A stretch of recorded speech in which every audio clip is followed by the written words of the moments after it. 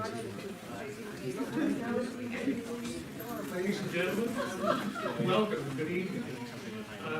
It's a great pleasure to welcome you here this evening. My name is Davis Farmer. I'm the president of the World Affairs Council of New Hampshire. We are a not-for-profit organization. We are a non-partisan organization. Our job is to educate people about affairs that impact the United States going on outside the United States. We are supported by our membership, and we will be delighted for any of you who are not members to have you join. The World Affairs Council is ridiculously cheap, so we're a great bargain. If you at all enjoyed tonight's program and are interested in the programming that we do on a regular basis, please consider becoming members. Tonight I have what I consider to be a rare privilege. I get to introduce somebody who I think is one of the few or vanishingly small number of people who understand how our government is supposed to work. She's somebody who is happy to reach across the aisle. She understands that compromise is not a dirty word, and she spends an awful lot of time making sure that she understands the issues in great detail. Recently returned from a trip to the Ukraine to see what goes on there firsthand. It's my great pleasure, and it's a great pleasure for the World Affairs Council to introduce Senator Maggie Hassan.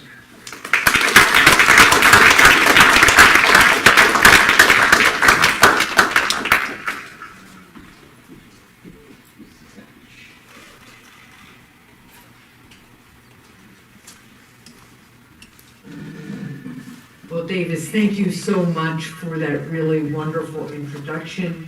Thank you and Tim Horgan and the World Affairs Council for making tonight possible. Thank you to Svitla and Brian and Professor Jordan for your participation tonight, but particularly Svitla, thank you for your powerful advocacy, for using your voice and creativity to shine a light on the struggles of the people of Ukraine.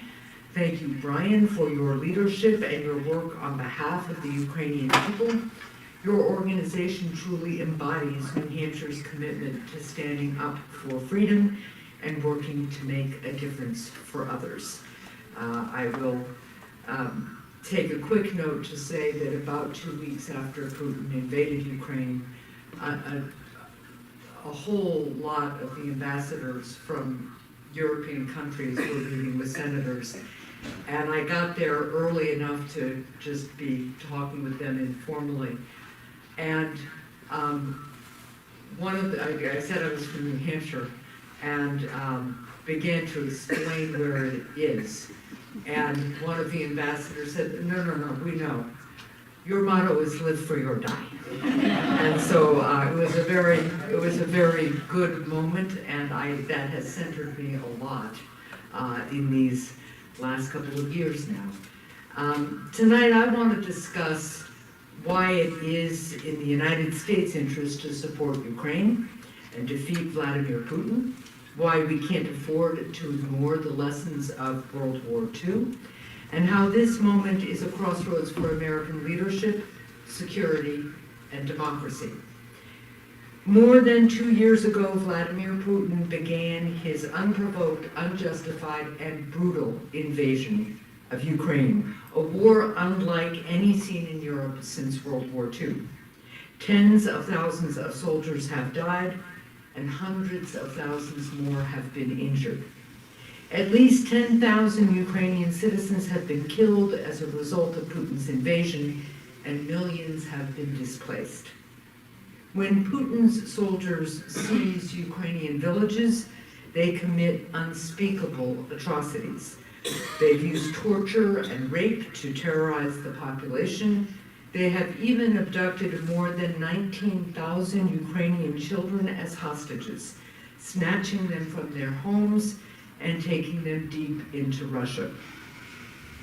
It's hard to put into words to characterize the Ukrainian people's response.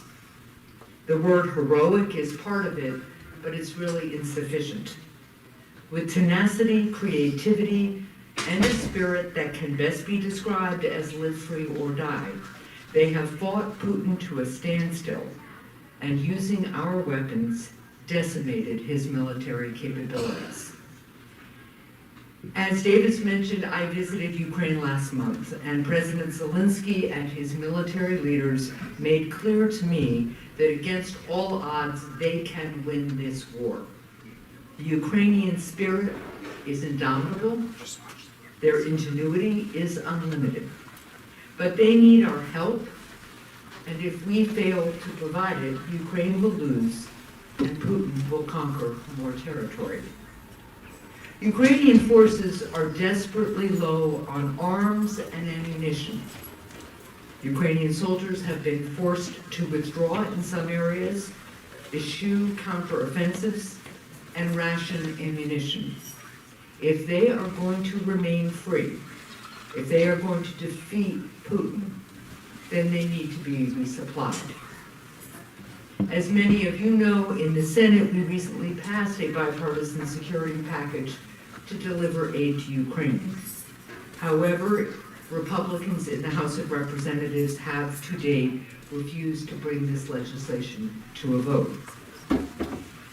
Now, some in Congress have argued that it isn't in America's interest to support Ukraine, that problems halfway across the world don't affect us, or that we have more pressing problems here at home. Other candidates and commentators have taken this line a step further, and they've suggested that Ukraine should appease Putin and give up its territory. At best, this view is dangerously naive, and it also misunderstands why America is supporting Ukraine. Our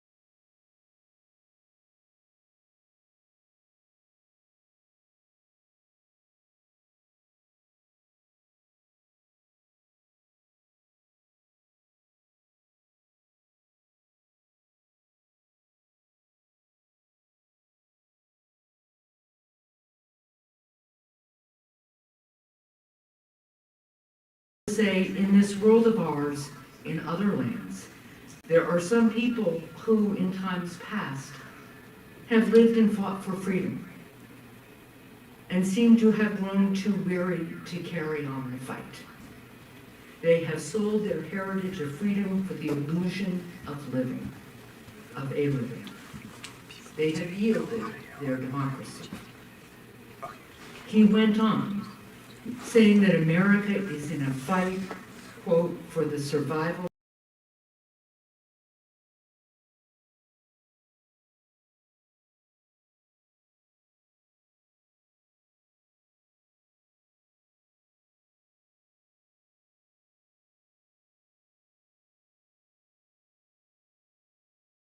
acute threat to our national security.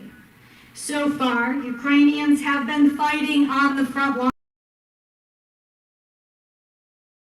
of Russia's hybrid war against the West and democratic values, and of course, the international rules-based order more generally.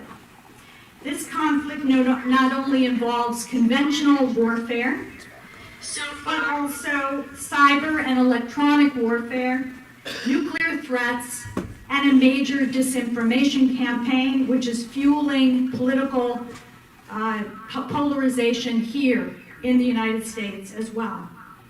NATO members are aware that the Kremlin is conducting a disinformation campaign meant to deter Western states from sending more military assistance to Ukraine. Make no mistake, the U.S.'s other key nation-state adversaries, China, Iran, North Korea are partners with Russia in this protracted hybrid war, which is why it's so important to the US to work closely with its own strategic partners. Several Western intelligence agencies, including our own, have assessed that Russia is learning from initial mistakes it made in 2022 during the initial full-scale invasion of Ukraine. And it is also preparing, according to these intelligence reports, to carry out invasions of NATO states. That's regardless of what you just told us today, by the way. So NATO states have had to weigh their military assistance to Ukraine against the possible risk of escalation, especially considering Putin's nuclear posturing. But the cost of this assistance has been relatively low compared to the enormous cost of fighting a direct war with Russia. So let's turn then to, if I can move on. Okay. I know it's hard for you in the back to see this map, but what I'm using is a map from the Institute for the Study of War. They're based in DC, an NGO based in DC, that updates the war in Ukraine maps every day. Usually they post them by the late afternoon around 5 to 7 p.m. So this is the one from yesterday, okay? So to stay here, I wish I could go up to the map, but so just to draw your attention, if you can see it, especially those of you up front, currently Russia occupies about 18% of Ukraine, including Crimea, which it seized in 2014, and territory in 4 other regions that it claims to have annexed. That is Luhansk, kind of going down from north to south, Donetsk, Zaporizhia, and then Kherson. Okay. What Russians sometimes refer to as a land bridge to Crimea. So Ukraine's forces have won back more than 50% of the territory that Russia stole, and 54% of the land. And Russia has not gained air superiority over Ukraine yet. Also, to its credit, Ukraine has broken Russia's naval superiority in the Black Sea. I know you can't see much of the Black Sea right now, but yeah, so this is Crimea and the Black Sea down here. Using a lot of ingenuity, right, in building naval drones, right, hitting about a third, destroying about a third of Russia's naval vessels in the Black Sea fleet, and the remaining have had to flee to harbors inside the territory of the Russian Federation. However, many military analysts argue that the war reached a stalemate beginning last fall.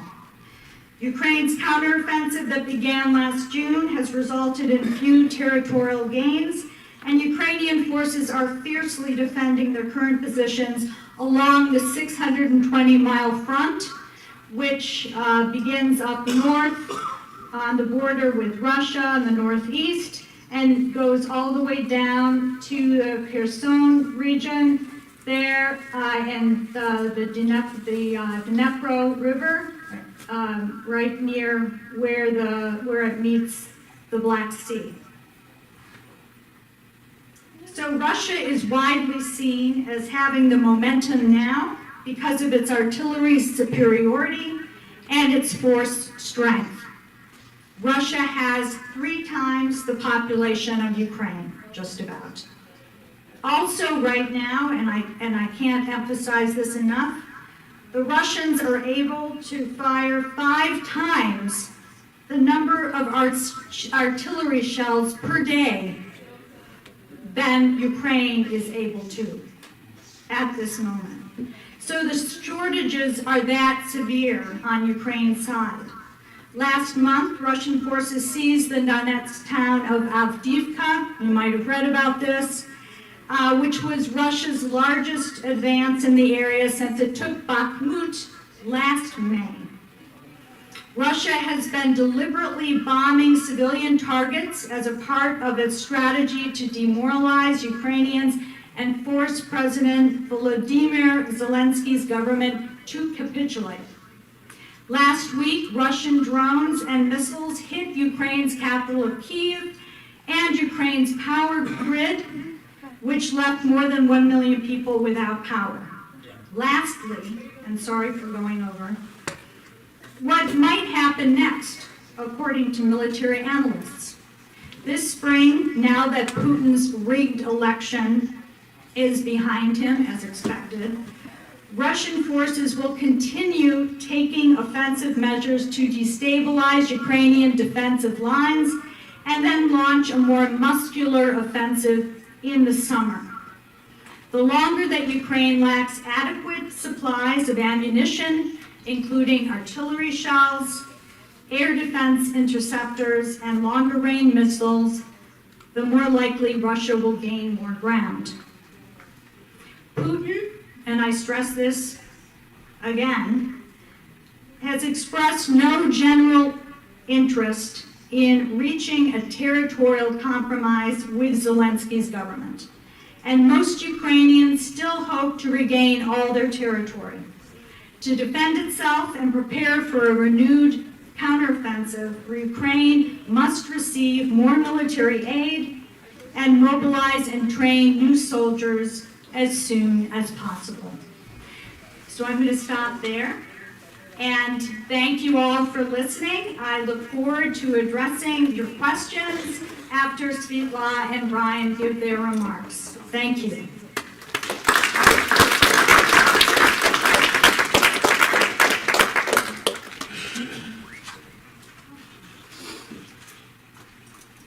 All right, before I bring Brian up, I want to make an apology to those people who are watching online. We have been having some audio issues. We think we have it resolved at this point. I understand that you've missed a significant portion of this important event, and we do apologize for that. We are a small nonprofit trying our best to make these programs available online as best we can. We are certainly not experts at any of this, so we appreciate your grace for the big error in that. Okay, so thank you, Dr. Jordan, for your wonderful remarks. I think we got most of yours out there, so hopefully we won't have any more issues, but I'd like to now bring up Brian Nolan. He's the founder of NH4 Ukraine, a nonprofit locally based here that is doing great work to raise funds to head over to Ukraine and provide humanitarian support. So he's done 6 1-month-long stints so far, and on April 14th, I believe he's headed over to Ukraine for a 6-month stay to really make a larger impact with their work and their fundraising. So, Brian, I'll bring you up.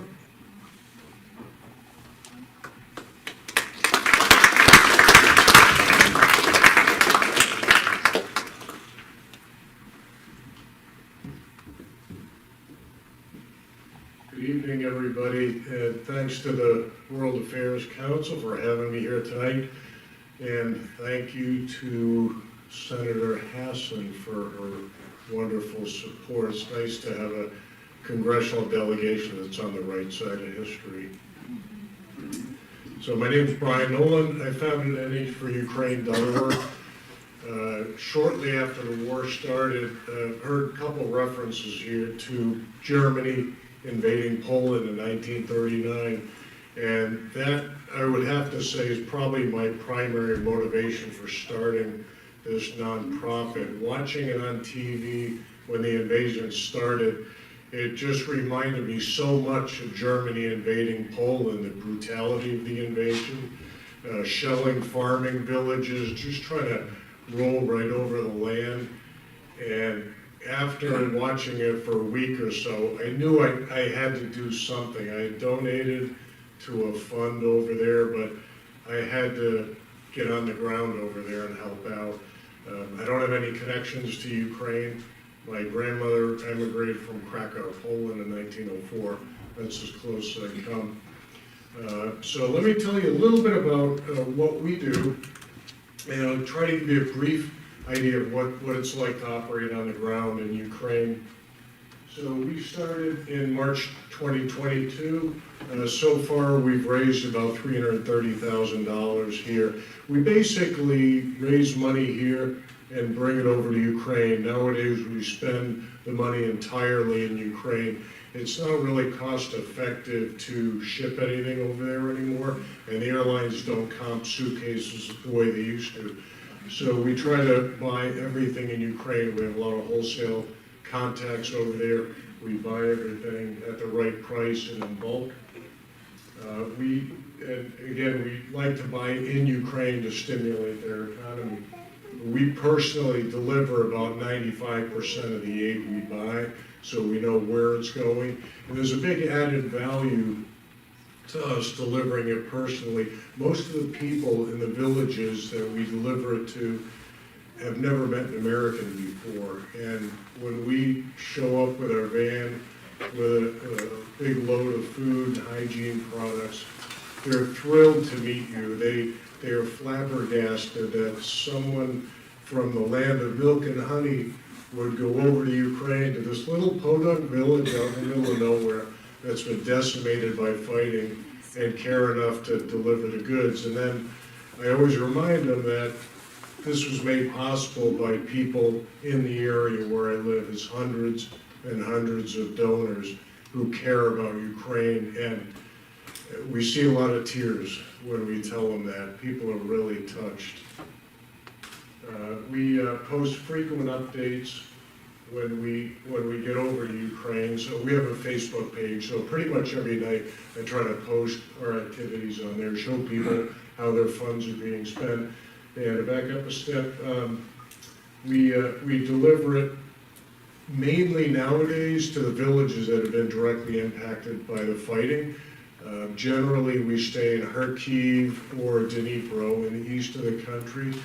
You know, we look at it as like a triage situation. Who needs the aid the most? We don't have enough money to help everybody in Ukraine. So the areas in the east that have been liberated from Russian occupation, those are the areas that have really suffered the most. They have compromised infrastructure. A lot of times they have no water. They might not have electricity, cell phone service. So if we're going to spend money over there, we like to get these people by with the basics. So I'm heading over there. I'm doing a solo trip this time for 6 months. I'll be staying in Kharkiv primarily and working with other NGOs over there, non-governmental organizations, to help them out, as well as buy our own goods and deliver them to the villages. So here's a different map showing the war situation over there. The red area is occupied by Russia. The blue dots are all the places where we delivered aid this past November, December, when we were over there. We like to focus our efforts where the blue dots are in the east. The green areas are all the areas where the Ukrainians have liberated territory from the Russians. That's where the destruction tends to be the heaviest.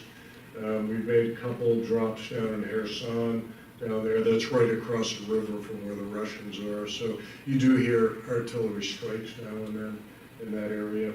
And we deliver Nikopol and the Zaporizhia area as well. This is the beginning of a day for us. We go to a food warehouse. It's like a Costco on steroids. It's a chain in Ukraine. And believe it or not, that will all fit in that van. It's a challenge sometimes, but that's about $2,000 worth of aid. In the US, it probably costs about $5,000 to $6,000. The dollar's strong, the hryvnia is weak, and we get a big bang for the buck, and we're buying wholesale. So we spend it smartly. I'm a retired businessman, so I like to get a good bang for the buck. So all that stuff goes into the van. We'll head out 2 or 3 hours, drive into a remote village. This is a delivery we did right before Christmas to Nicopol. It's a religious group that holds a big community dinner every year for the displaced people living in the area. Nicopol, again, is right across the river from the Zaporizhia power plant, the nuclear power plant you may have heard about. So they get the displaced people. Let's see. Well, this is a video, but I'm not quite sure how to start it. So У мене ж прізвище таке, що обязує мене. Плец, по-моему. А як? Скажи. Maybe плец.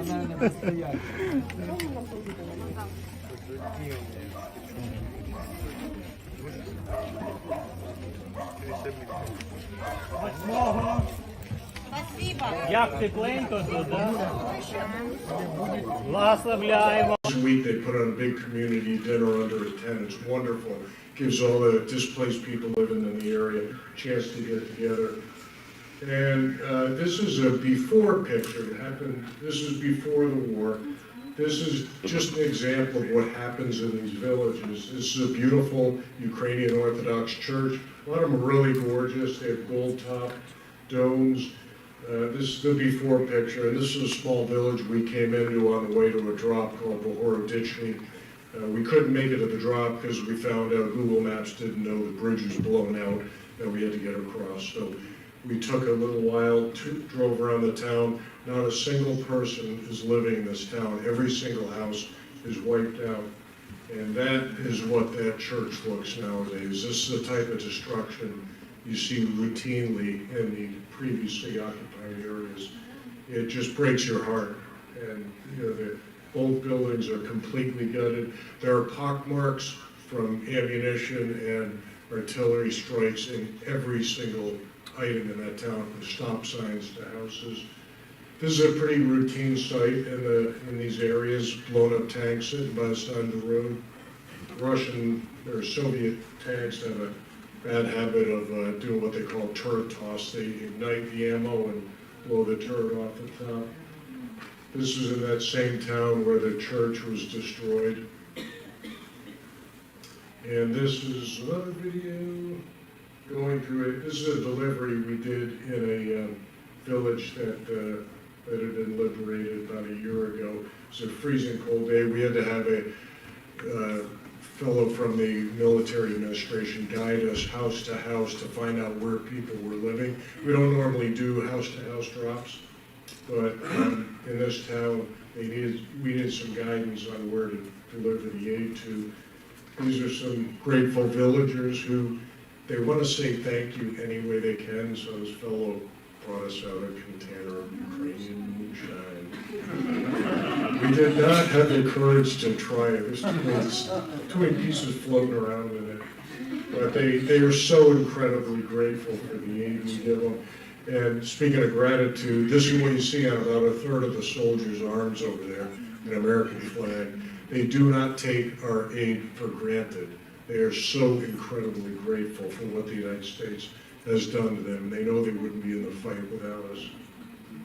And we see inspirational things like this. This is right outside Bucha. It's kind of a graveyard of Russian hardware that got destroyed by the side of the road. We just happened to be driving by it. And some Ukrainian artist decorated it with some lovely blue and yellow art. It's beautiful. And I like this photo because it often reminds me of why we're doing what we do. That's all destroyed Russian armor in Sofia Square in the middle of Kyiv.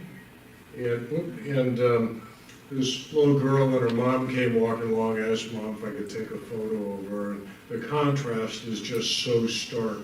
This cute little kid in her colorful outfit with destroyed Russian armor in the background reminds me why we do what we do. And we did a lot of deliveries to schools and kindergartens. This last trip, Christmas was coming up.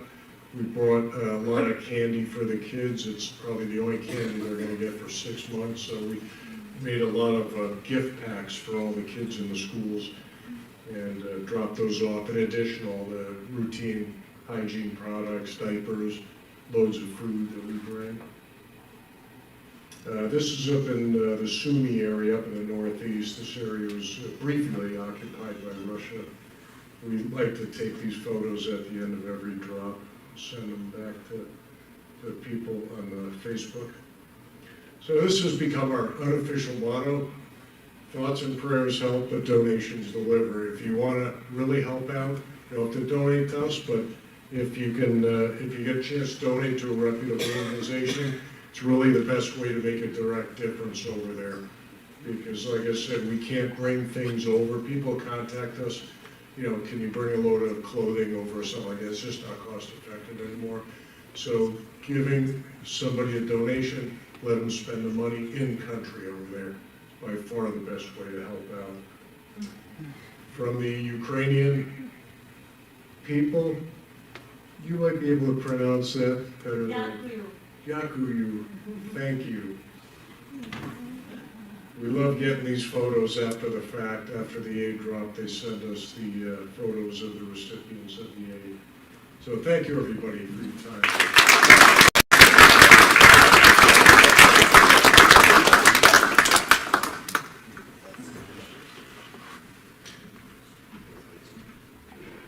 Thank you, Brian, for sharing some of your experiences, and look forward to diving into that a little bit further with our moderated Q&A here in a moment. But of course, we want to bring up the person that brought us together tonight, Svitla Volkova. She is a multidisciplinary artist. Cultural dynamics shape her work. In 2019, she started an agender clothing company, and she has a passion for making change in her community, which is a perfect segue into what she's here to talk with us tonight about. She came over on Monday, was it? From where she's living now in Lviv, but originally from Kherson. And we are so delighted to have her here tonight to talk about her country and her experiences. So Svitla, please.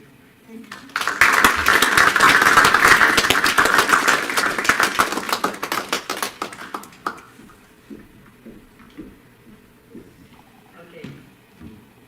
Yeah. First of all, I wanna say thank you for inviting me here and to be on this event and to deliver the messages that are important for me and my country. And also, like, I want to express my great gratitude for Harry that make all this happen and possible. And also, just to, while I heard every one of you, I just became with some thought before I came here and when I was preparing for this speech.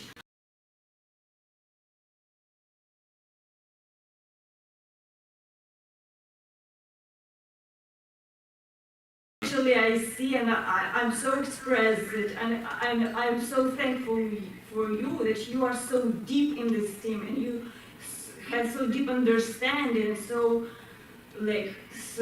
deep, you so sympathize us and trying to help us. It's amazing. So I will talk about the same things as you, but from like my personal perspective.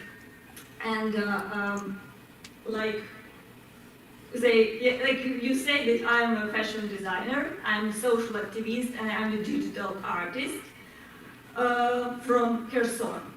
And like I was socially active from my early childhood. It's like 2004 years, and I was participating in Orange Revolution. I was so young, but so I strive to make changes in my country. Yeah, and I hope, yeah. So, I'm from Kherson, and I'm the one who was depicted as liberated by Russia, but due to Russian propaganda. And as a result, one day I found myself liberated from the living in my beautiful home on the river bank in Kherson, from my fashion business I provide there, from my equipment because I had my studio and my home and it was robbed. I was They were also like my perfumes. So my relatives were actually stolen. Some of them are still under captivity, and for someone of them we still don't have any information where are they actually. And my father was liberated from his lands. Yeah. But due to Russian propaganda, it has changed so many times that I got lost a bit. Shouldn't I say liberated by Russian propaganda, but rather prevented? Because due to their words, Ukrainians worked in biolaboratories financed by US, or I just dared to live successful life and care about my surrounding, but who gave me the permission due to the word of some Russian opinion leaders and soldiers?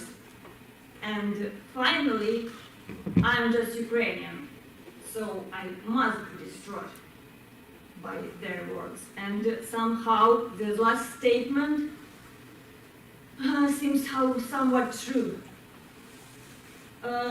This is maternity hospital in Kherson. And my cousin gave the birth for little Polinka, her daughter, in January last year. And while girls were there, Russian missile hit the building. Luckily, girls are alive, but Russian systematically target civilians. And if you know, a few days ago, they just targeted Art Academy in Kiev while students were there.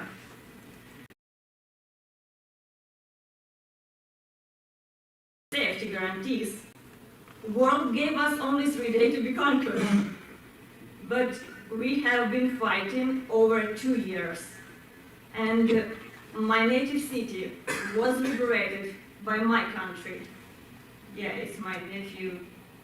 And here you can see Ukrainian artists, cultural leaders, actors, and all of them were demolished last century by Russia. And like it is the way how Ukraine loses all our scientific, cultural, artistic potential for centuries. And here you can see Ukrainian modern poets, but they serve as paramedics, soldiers, sometimes as cultural diplomats.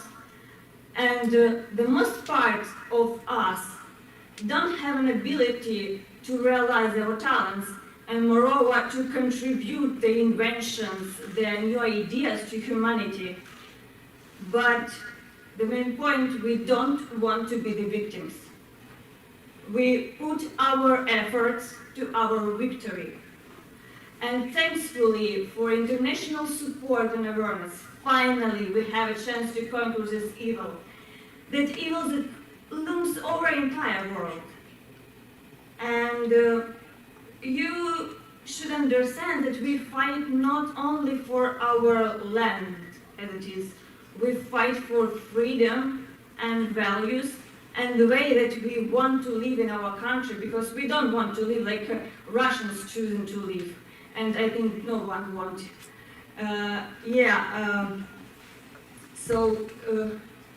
And unfortunately, if we lose, world will be forced to gather humanitarian aid for Poland, Lithuania, Estonia, and so on.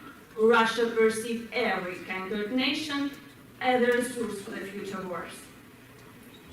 And I hope everyone recognizes the image of the reality where malicious, insidious, and oppressive model of behavior prevails. It's like, if you don't know, guys, it's the image from the movie that I really liked in my childhood, Back to the Future. Yeah,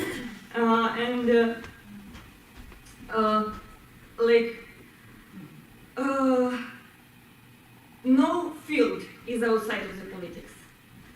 As a fashion designer, I made a fashion collection dedicated to Azov-style defenders trying to fight Russian propaganda last year.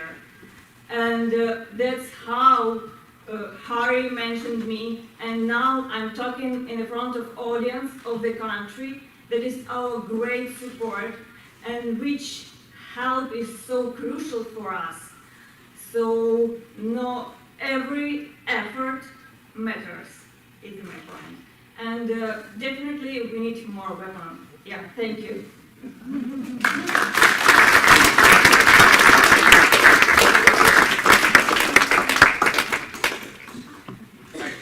Dan and Brian, you want to join us up here? I'm just going to shut this off so that we don't have it in our faces.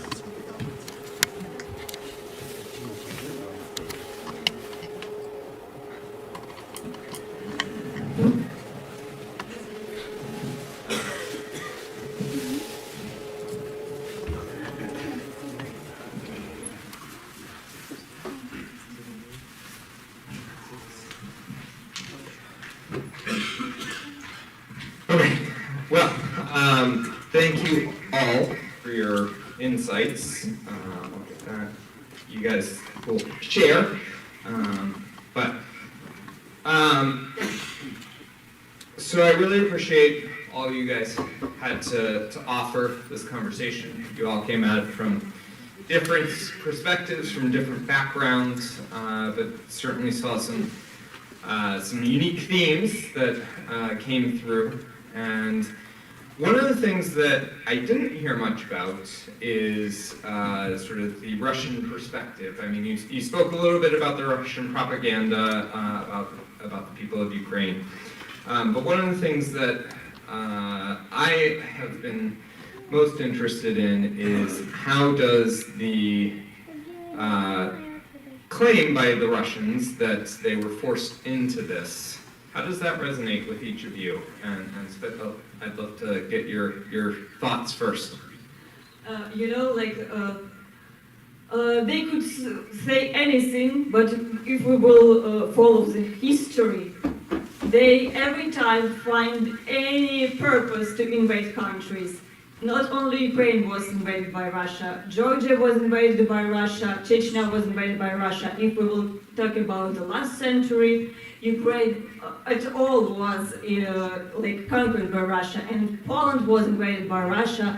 And if you will read their historical books in the schools, you will see that they count the start of World War II not from 1939, but from 1941, because they just trying to hide this part of the story.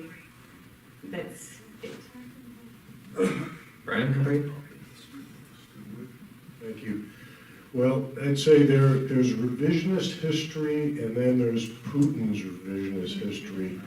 He takes it to a whole nother level.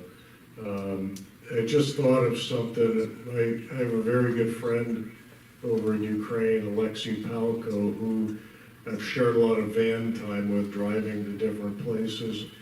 And he loves telling me about Russian propaganda, because he used to go to Russia quite often. He lives in Kharkiv, which is not far from Russia. And when I think it was after the 2014 invasion, he was in Russia, and he saw this footage on TV. They were talking about Russia was talking about all the unrest in Ukraine and how unhappy people are in Ukraine.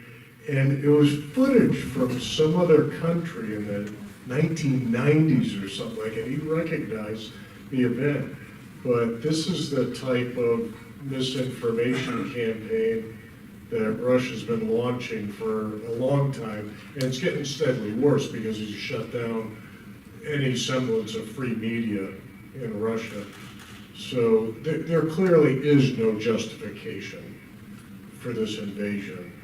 Ukraine was not a threat to Russia. Ukraine had something like 15% of the number of tanks Russia had, a tiny military compared to Russia. They don't have nukes. Why in God's name would they try to invade Russia with that? It's just a total fabrication. But liars lie, and Putin speaks, and it's one and the same. So can you hear me? Okay. So from my perspective as a political scientist who actually has spent 2 years of my life total in Russia, unfortunately I've never been to Ukraine. I started out in my career hoping, in some ways naively assuming that Russia was democratizing. And I did my work on legal affairs and human rights, budding human rights in Russia, constitutionalism. But that was before Putin landed on the scene in 1999, a lot of my original work. Once he did come to power, because of President Yeltsin stepping down and choosing him as a safe replacement, it took a few years for his anti-Western views to be fully expressed, as if it took him a while to finally figure out what his false narrative was going to be about. So on the one hand, it's about, and these are all falsehoods, claiming that Ukraine is, including the current leadership under a Jewish Ukrainian citizen named Zelensky, right, the president, that Ukraine is filled with Nazis, which in Putin's mind simply means people who don't want to knuckle under to Russia's rule. And that they need to be, and that, like I said when I originally talked, that they need to be subjugated to Russia, and that they are not real people or a real country. But if you study the history, and I invite you to read works by a Harvard Ukrainian history professor named Serhiy Plokhy, for instance, who's written a book on this very topic, then you understand why and how Ukrainians are real people, right? They're a real nation. They have a real history. They have a real language. But how Putin has created in his mind and then has forced it down his people's throats a false historical narrative that goes all the way back to medieval Rus. When he tells people that Rus was based on the rule of Russians, actually it had to do with 3 people: the Belarusians, the Russians, and the Ukrainians. So, in other words, Putin has in his mind, in the way that he has constructed his false narrative, both an anti-Western narrative that Russia, in its special imperialism and expansion, has this unique, authentic mission, right? And to expand and to defend itself and to take the opportunity to conquer other nations, other lands. So he wants to return, he wants to make Russia great again through the imperial history, both in terms of Tsarist Russia as well as the Soviet Empire. So I'll stop there, I can go on and on, but read, if you're interested in this topic, read books by Serhiy Plokhy of Harvard. Also, there's another book that has recently come out by Maria Popova of McGill University and Oksana Cheval at Tufts University, called Russia and Ukraine, Entangled Histories, Diverging State. Great, thank you. I have something to add, there is not only the books, there is a really nice course on the YouTube from the professor of Yale University. Yes, Timothy Snyder? Yeah. Yes. Absolutely.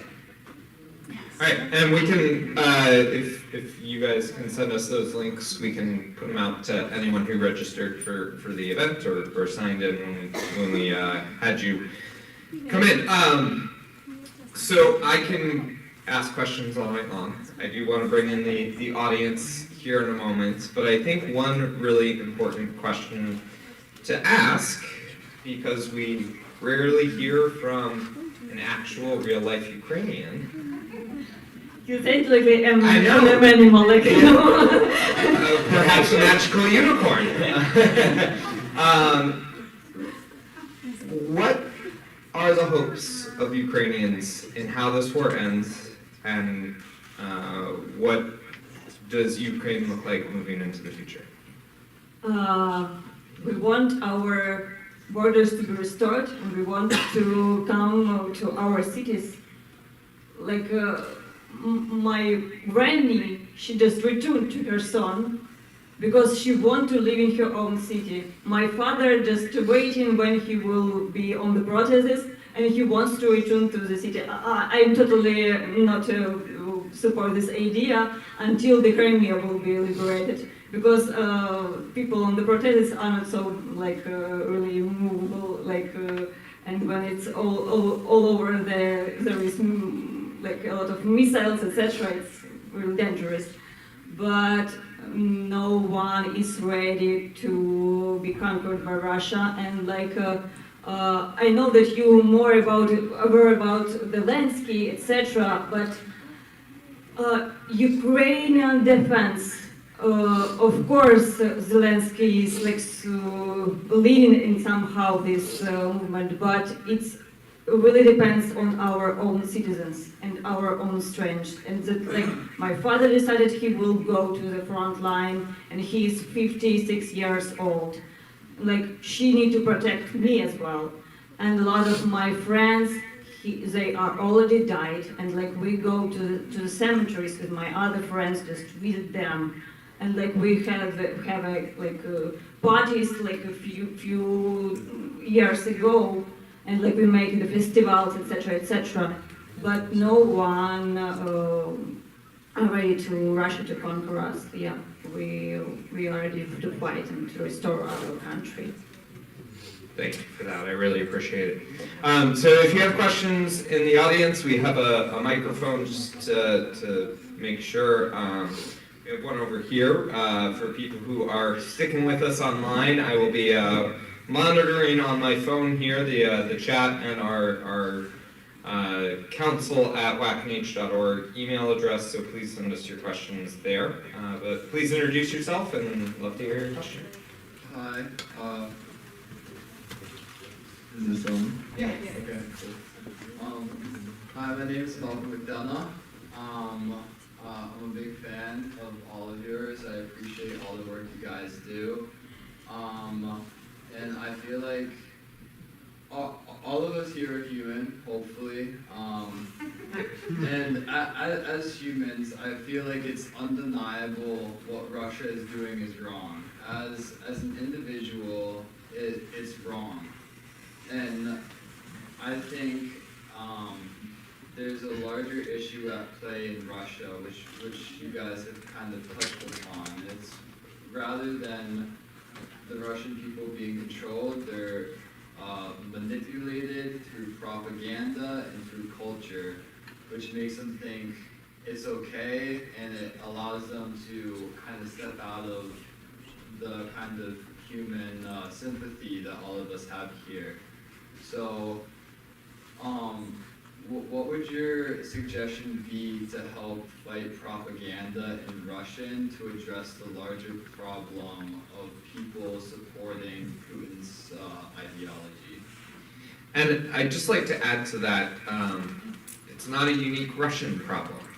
Many people here in the US as well believe what they are being told. So how do we, and this is something as the World Affairs Council of New Hampshire we have to overcome as well, is how do we stop preaching to the choir? How do we talk to people who may not have the same views as us? We got an email prior to this saying, well, when are you going to bring the non-government voice perspective to this conversation? And I don't know about any of you, but I'm not paid by the government. I don't know about the rest of you, but certainly these are true stories. These are real experiences. So how do we break through that wall? Thank you.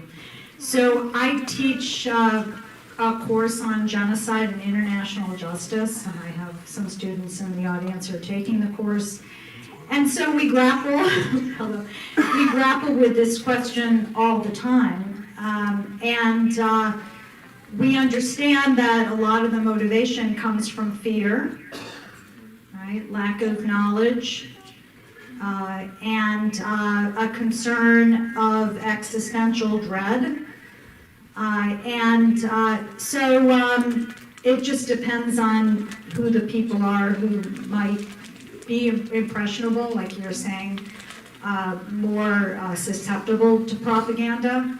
But there are different ways on the individual level to talk with them and show them some kind of respect and dignity. I think, if we go through if we try to use our values of human security and human rights, then we need to treat everyone with dignity, even those whose values we don't respect at all. But on the whole, the issue about Russia, for instance, is really difficult now. Now that Alexei Navalny has been murdered, he was Putin's main opposition politician who wasn't able to run for office against Putin a few weeks ago because he was murdered by Putin's order. So his wife, Yulia, who has settled in Germany, has stepped up to try to replace him as best she can. She didn't want to, obviously she didn't want her husband to die. But she has taken the reins of his pro-democracy, pro-human rights approach and campaign. And so I think she's trying to use whatever media measure she can to reach out to Russians inside of Russia, as well as those million Russians who have fled their country, who don't support Putin, who don't support the war. It's the individual leaders whom we need to support on that general level, who can speak out and who could say to others, listen, we can do this together. Those Russians who showed up on March 17th and that last day of the so-called election, who were there lining up in front of the polls like Mr. Navalny had asked them, and his wife had asked them. So there are ways in which to try to encourage people not to be fearful anymore and to think about human dignity. So I'll end that there. And Well, it's a great question, by the way. If only I had a great answer to that. I think the most we could do is try to combat that at home here with facts. There's a certain segment of our population that unfortunately doesn't have much interest in factual information. It all boils down to your information sources, and unfortunately there's a big ecosphere out there peddling misinformation. Some of the questions I've had at events we do are truly mind-boggling. It wonders where people are getting their information. Like, we've had people come up to us and say, "Oh, I heard Zelensky outlawed Christianity there. They're no longer a Christian nation in Ukraine." And my buddy John, that I've made a bunch of trips over there with, says, "Man, you couldn't swing a dead cat without hitting a Christian church in Ukraine. They are everywhere, these Orthodox Christian churches, and they're packed on the weekends." But it's that type of stupidity that just has found its way into our culture, that it's just mind-boggling that people would buy into this stuff. But it boils down to your source of information. You gotta get a reliable source, but easier said than done. I wish I had a better answer for you. For me, it's really difficult questions because, I don't think I have enough power now to think how to help Russians, even to fight their propaganda, even it's going to be helpful for me. But anyway, I think such things like, if we have this journalist who made the interviews with Russian soldiers under captivity, and where they proved that Ukraine treat them in the right way, etc., and they organize all these calls with their families, etc. I think it somehow opened their eyes, but the question is, do they want to open their eyes? It's a question that I always ask myself. I really love one interview from Peter Pomeransky, if you know. It's like the a scientist from UK. He developed propaganda. He's searching about propaganda. Yeah, and he just talking that it was the main task of Russian propaganda to make people think that they don't able to influence anything. Democratic agencies doesn't work. Like all democracies is a chaos, and we need to make this have this leader, and we need to avoid any responsibility.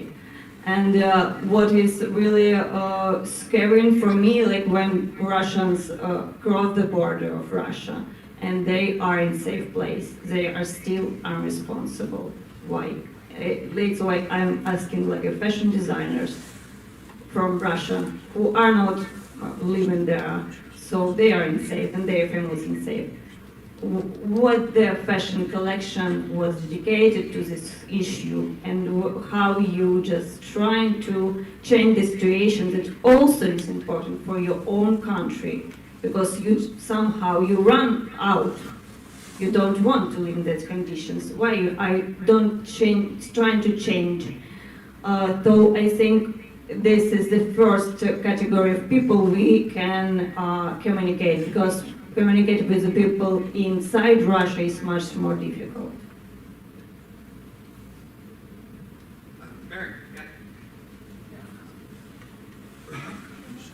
Hi, does that work?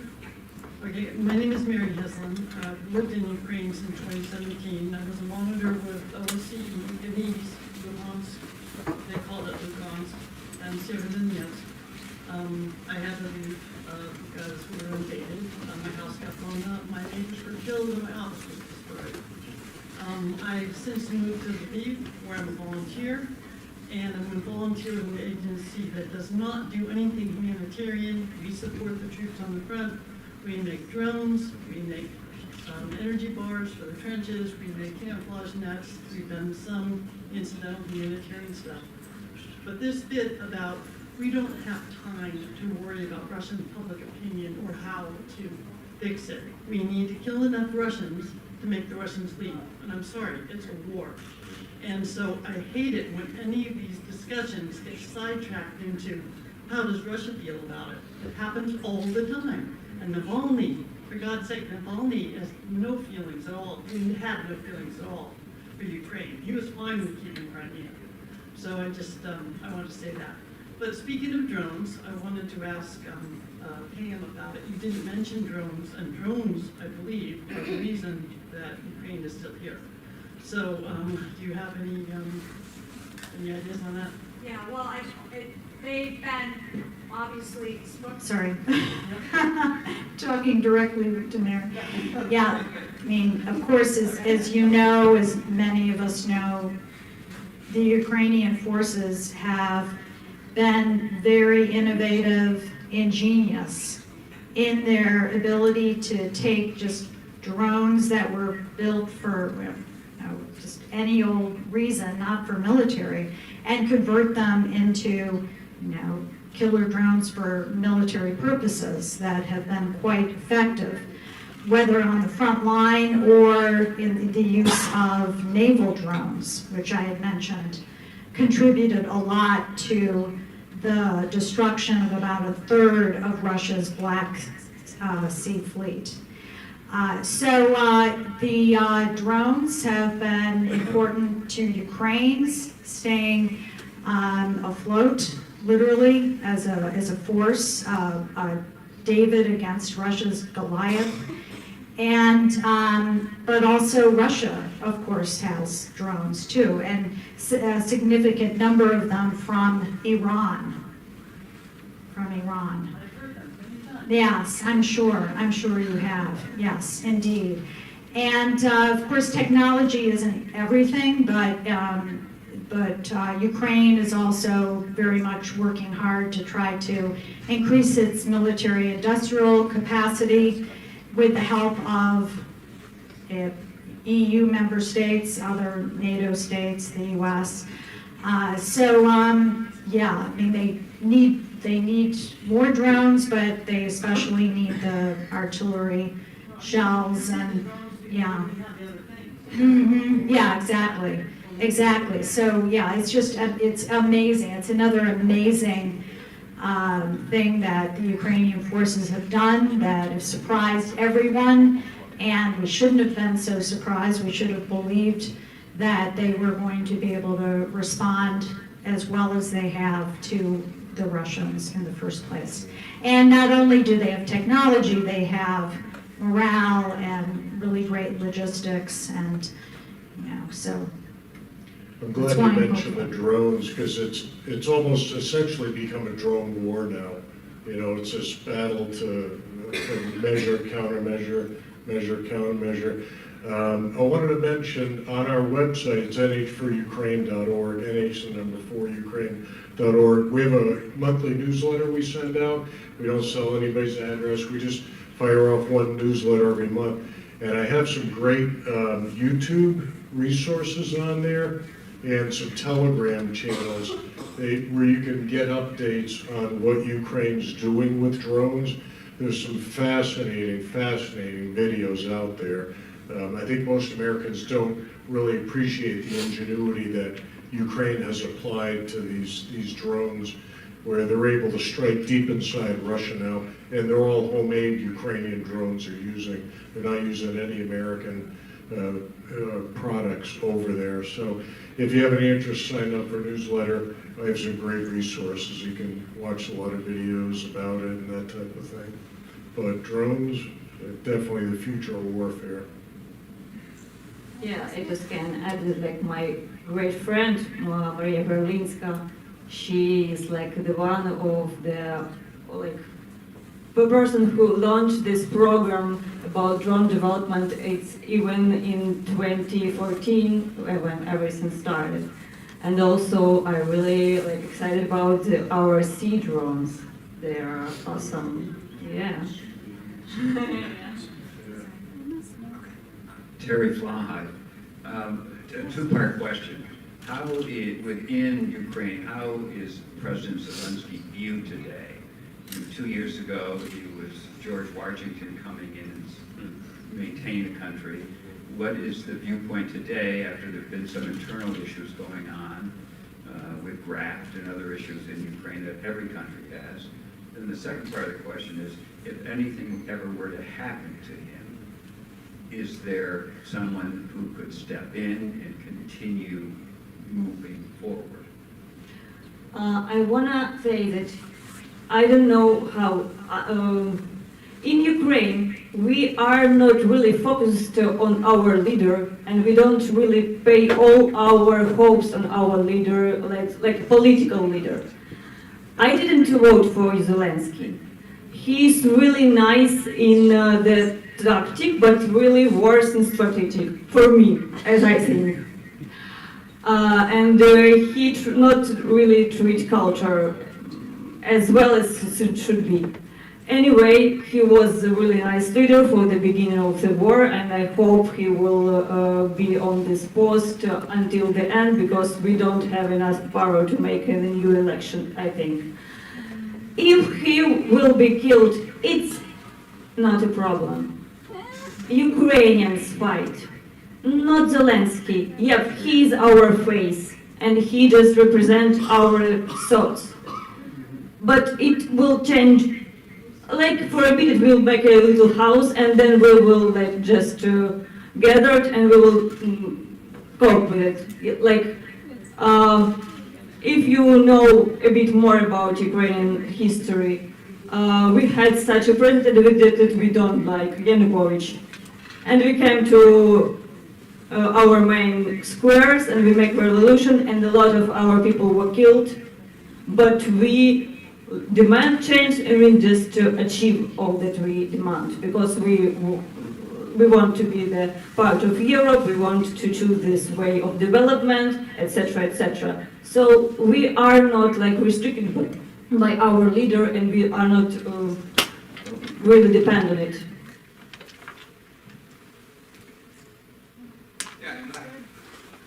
Hi, my name is Kobusha, and I wanted to start off by saying thank you for all for being here. It's very informative. My question is, why should Republicans in the United States House of Representatives pass Ukraine aid, which would most likely be in the form of a loan that's not going to be paid back, when Democrats will not budge and pass substantial immigration policy on our own southern border as part of the package? Did everyone hear that? Yeah, good question. I don't know if you followed the recent developments where the Senate passed a wide-ranging bill that included the heftiest southern border protection in decades. The Republicans would prefer to keep that as a cudgel to bash the Democrats with for the election. It was crafted by James Lankford. He's one of the most conservative senators in the Senate. And it was also endorsed by the Border Patrol Union, a hearty endorsement from them. So Democrats have agreed to compromise, meet them halfway. And the thing is, supporting Ukraine is a no-brainer whether you're a Republican or a Democrat. We're not giving them fistfuls of cash. We made a lot of mistakes in Iraq. We brought over pallets of money over there. One thing I like to convey when I do a talk is the vast majority of the weapons we are giving them are second-generation weapons. The attack of missiles we give them, they're built in the 1990s. Those missiles expire. It's either given to Ukraine to use against the Russians or pay Raytheon to destroy them. We're going to renew those missiles with more modern, updated missiles anyway. So the aid package you hear about, the $60 billion, that's not money we're giving them in Ukraine. That's money, 70% of it stays in the United States. It gets spent with defense contractors here to upgrade our munitions and our weapons. We're giving them the old Abrams tanks that we're not using anymore, building anymore. So a lot of people have a misunderstanding about that. We're not giving them buckets of cash. 70% of the money stays here, stimulates the economy. We're giving them the weapons we essentially don't want anymore, but they're still a lot better than what they got over there. And we've already heard about the reasons why we should all be in favor of Ukrainian victory, because Putin has made no secret about wanting to retake the Baltics. Those are next on his list. He would Russianize the Ukrainian military for 3 or 4 years, then make a move against Russia or the Baltics. So it is in our national interest to stop Russia now, and we haven't lost a single U.S. soldier doing it, but we will if they go into a NATO country. Thank you. And this is still a largely bipartisan issue.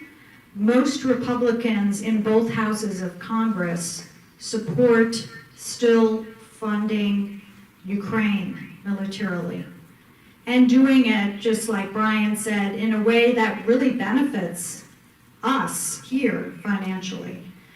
So I think that's important. It's important to say that it's the MAGA Republicans or the far-right Republicans in the House of Representatives who don't want to move forward and get a vote on this bill that's already passed in the Senate. Okay, thanks. I think it's like, I can't add anything. I just can add some words for your speech regarding the ambitions of Russia. In Ukraine, we use, I think everyone uses TikTok, but we have a lot of videos from Russian guys there. and what they are talking about. It's like a young teenager and like guys like to 23, 20, 25 years old. They are talking like, we will conquer Ukraine, we will conquer Europe, and then we will conquer our great enemy, USA. That is the ambitions of young population of Russia, exactly. Okay, we are about half an hour past what time we told you we get to go home. But I think it's been a great conversation. I want to finish up with one question that came in online from Sofia Suhulo. She's in Claremont, New Hampshire, but born in Ukraine. And she wants to know what the 3 things we can do, and you can pick if you can, limit it to 3, that'd be great. What are the 3 things we can do to help Ukraine the most in 2024? Weapon, F-16.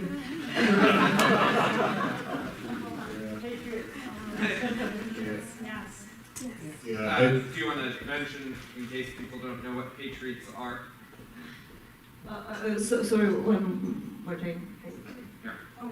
Yeah, so they're air defense missiles that the U.S. actually has been using for decades, going back to the Gulf War. Not always so well, so it seems to me that Ukrainians are using them much better than American forces did. So another indication that our money is being used quite well, right?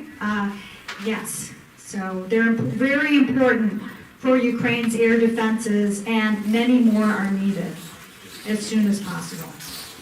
Yeah, I'll just echo what they said. Patriot missiles, they're using them brilliantly. Some of you may have heard about we have AWACS planes here, the big airborne warning and control system planes. And Ukraine has shot down at least 2 of those recently. They cost Russia almost $500 million each. They brilliantly used Patriot missiles. Russians didn't think they'd reach them. They moved the Patriot battery right up near the front, which was risky, but that put them in range of shooting these airplanes down. And more Patriots, more attack on missiles so they can take out the Kerch Bridge and cut off the lifeline of military aid going into Crimea, and artillery shells. They're rationing artillery shells. This aid package has been lingering since last October.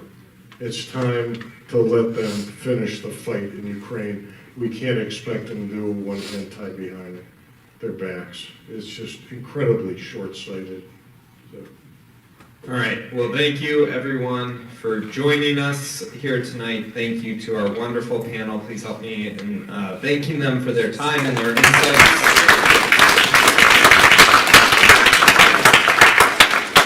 I really appreciate you all taking the time to come and have your questions answered, to learn more about what is going on in Ukraine, and to get some firsthand perspective, which I think is really important, so that it's not just, sorry Pam, the academics out there saying, wait, I've researched this, so don't worry. But I really appreciate everyone taking the time to join us. Again, to our online audiences, sorry about the audio issues earlier. We hopefully will get a clean recording, but if we'll put out what we can. So thank you again. Have a great night and safe travels home.